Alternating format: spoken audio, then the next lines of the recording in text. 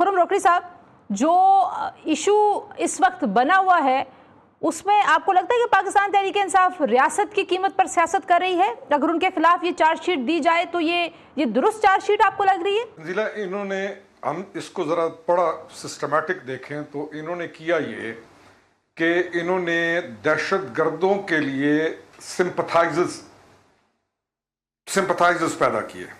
मेरी आवाज़ मुझे वापस लौट रही है, आई डोंट नो आप तक ठीक आ रही है? जी ठीक आ रही है सर। इन्होंने दहशत गर्दों के लिए इन्होंने सिंपथाइजर्स पैदा किए। एक तो है ना सहूलतकार।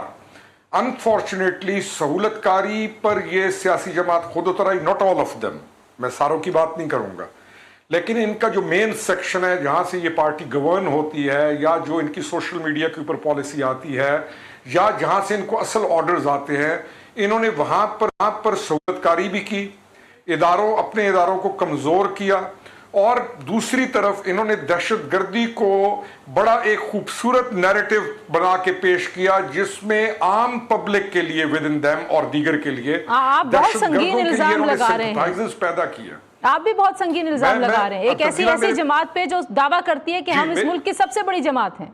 मैं अगर इससे भी आगे आऊंगा, इन्होंने सिंपथाइजर्स पैदा किया, और अब ये जो मौजूदा सूरत हाल है, इस सूरत हाल के अंदर हम इस पार्टी के अंदर टाइम गुजार चुके हैं और तबीयत जानते हैं। वो जो शख्स है जेल के अंदर, उन साहिब को ये मालूम है कि उनका जो फ्यूचर है वो खत्म है। अब उन्होंने इस पार्टी को भी अपनी सबसे ज्यादा नुकसान इस नॉमिनेशन के साथ और इस मौजूदा सूरत हाल में दहशतगर्दों की इयानत करने के जो कोवट इशारे हैं उनके साथ सबसे पहला नुकसान उन्होंने अपनी पार्टी का किया। जो पार्टी है वो तमाम संजीदा सियासतदान जो मुल्क से मोहब्बत करने वाले, अपने कौम कबीलों से मोहब्बत करने वाले, अपने इलाकों से मोहब्बत करने वाले, उन तमाम के लिए एक बहुत गहरी खाई तैयार कर दी है। अब इस नॉमिनेशन का मकसद सिर्फ एक है, क्या केपी के अंदर इनके पास अच्छे लोग मौजूद नहीं थे? इनके पास बेहतरीन चेहरे मौजूद थे जो केपी को बहुत अच्छी गवर्नेंस दे के केपी को अपग्रेड कर सकते थे, लेकिन इन्होंने वो रास्ता नहीं चुना। अब ये जो नॉमिनेशन इसने की है जेल से बैठ के, इसका सिर्फ और सिर्फ एक मकसद है, ही नोज कि उसकी अपनी गेम ओवर है, और वो अब अपनी पार्टी को और उन तमाम वज़रा को या उन एमएनएज को जो इंजॉय उसके मुताबिक इंजॉय कर रहे हैं और उसके वोट पर बनकर आकर वो मुल्क के अंदर कोई एहतजाज या जलाओ घेराव नहीं कर पा रहे, अब ये अपनी पार्टी को भी खत्म कर रहा है और उन तमाम संजीदा सियासतदानों को जो उस पार्टी में रह गए हैं, सबसे बड़ा इशू उनके लिए है।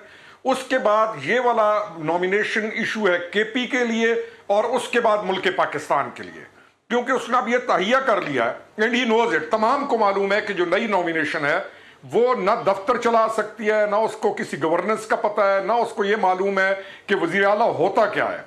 उसको सिर्फ और सिर्फ एक टारगेट दिया गया है कि जिस दिन वो ओथ लेगा उस दिन वो यलगार की कॉल दे देगा, और वो वजीर आला से एक कमांडर का रूप धारने के ख्वाहिशमंद नौजवान लड़का है। इमरान खान साहब ने ज़ाहिर तालिबान के हवाले से जो उनकी पॉलिसी है, मतलब आप लोग कहते हैं बहुत सारी बातों पर उन्होंने यू टर्न लिए हैं, लेकिन जो उनकी प्रो तालिबान सोच है उस पर उन्होंने कभी यू टर्न नहीं लिया, चाहे वो अफगानिस्तान के अंदर की बात हो या पाकिस्तान के अंदर की बात हो। ये तो एक फैक्चुअल पोजीशन में आपके सामने रख रही हूँ। अगर आप उनकी पूरी हिस्ट्री देखें पॉलिटिक्स की, तो आपको नहीं लगता कि एक बार पहले भी पाकिस्तान तहरीक इंसाफ पे पाबंदी के लिए, आपको याद होगा, कुछ बयानबाजी की गई थी नून लीग की जानिब से, फिर वो मामला वहीं पर रुक गया। अब आप लोग ये कह रहे हैं, आप कह रहे हैं सारे नहीं, लेकिन कुछ ऐसे लोग हैं जिन्होंने दहशतगर्दों की सहूलतकारी की है। ये एक ऐसा जुर्म है जो आइन और कानून के मुताबिक नाकाबिले माफ़ी और नाकाबिले तलाफी जुर्म है। तो क्या होगा इस जमात का, क्या सियासी मुस्तकबिल होगा? अच्छा तंजीला, इमरान प्रो अफगान तालिबान नहीं है, ये जहन में रखिए। अच्छा, इमरान प्रो टीटीपी है, इमरान प्रो उन ग्रोहों की है जो पाकिस्तान के अंदर आकर दहशतगर्दी करते हैं। आप उसकी पूरी पॉलिसी देखिए, जब उसने टीटीपी के साथ निगोशिएट किया तो उसने तालिबान को बिल्कुल लिफ्ट नहीं कराई, बल्कि उसने डायरेक्ट निगोशिएट किया इन दहशतगर्दों के साथ जो पाकिस्तान के थे। उनको इसने पूरा फ्री हैंड दिया, ان کو یہ واپس لے کے آیا اور ہینیس کرائم کے 100 سے پلس بندوں کو اس نے آزاد کیا. عمران پرلے طالبان افغانستان کی حد تک اس کی نفرت رہے گی. اب ہم اس کو اندر سے جانتے ہیں وہ کیا ہے. وہ پرو بی ایل اے ہے, وہ پرو ٹی ٹی پی ہے. اب یہ جو موجودہ اس کی چوائس ہے, یہ اس کا آخری وار ہے. جیسے وہ کہتے ہیں نا کہ فلانے نے خودکش حملہ کر دیا, یہ اس کا خودکش حملہ ہے. وہ اپنی پارٹی کو بھی اب ختم کرنا چاہتا ہے. وہ برداشت نہیں کر سکتا کہ وہ جیل کے اندر پڑا اور اس کا فیوچر بھی نہ ہو اور کوئی اور چیف منسٹر ہو. علی امیر گڈاپور صاحب کی جو پوزیشن تھی پارٹی کے اندر اور جو ان کے کنڈکٹ کے اوپر لوگوں کو اعتراضات تھے, جنید اکبر جیسے لوگوں کو, تو ان کو کنٹیسٹ تو اور لوگ کر رہے تھے. تو یہ out of nowhere Sohail Afridi sahib کا نام جو ہے وہ کیسے, ان کے نام کا قرعہ کیسے نکلا ہے کہ وہ وزیر اعلیٰ ہوں گے؟ تنزیلہ, اس پارٹی کے اندر پورے کچھ گروہوں نے علی امین کو ہٹانے کے لیے ہر کوشش کی. ایون مولانا فضل الرحمان خان کے پاس جا کر بیٹھے اور انہوں نے کہا کہ آپ بھی اگر ہمارے ساتھ مل جائیں تو ہم علی امین کو ہٹائیں گے. اور ہوا کیا ان کے ساتھ, وہ تو بھگت رہے ہیں خود اس وقت, بلکہ ان کے لیے خطرہ بن گیا. اس شخص کی نومینیشن صرف ایک کرائٹیریا کے اوپر ہوئی ہے. یہ مراد سعید کا سمجھ لیں کہ رائٹ ہینڈ ہے, اور اس کی سی وی کے اندر صرف ایک چیز موجود ہے کہ یہ جلاؤ, گھیراؤ, پتھراؤ, گالیاں اور ان تمام چیزوں کو لے کے چلے گا. پھر یہ خیبر کے اس ایریا سے ہے جس میں آج سے 10, 15, 20 سال پہلے آپ دیکھیں گے تو وہاں پر ایک نہایت خطرناک سیکٹیرین وائلنس ہو چکا ہے.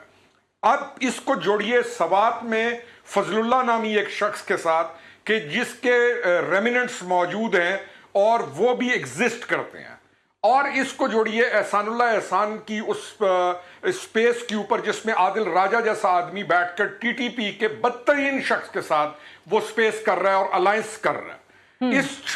اس چیپٹر کو یہ نہ سوچئے کہ یہ کو گورننس کرنے آیا ہے. اس کا صرف اور صرف ایک ٹارگٹ ہے, اور اس ٹارگٹ کے لیے اس کو معلوم ہو گیا ہے عمران کو کہ پولیٹیکل لوگ جو ہیں وہ جس حد تک گنڈا پور کر سکتا تھا اس نے کیا.